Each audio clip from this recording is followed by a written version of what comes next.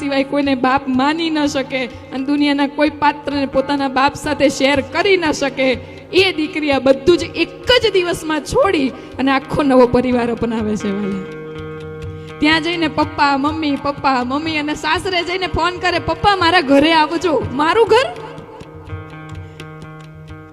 18 વર્ષ જે ઘરમાં રહ્યા ને 2 દિવસ એ ઘર છોડીને ત્યાં જતા રહ્યા, એનું મારું ઘર માની લીધું વાલા 2 જ દિવસમાં. મારા પપ્પા મારા મમ્મી છે ને પપ્પા આવું કહેતા હતા, એની વાણી સાંભળજો વાલા.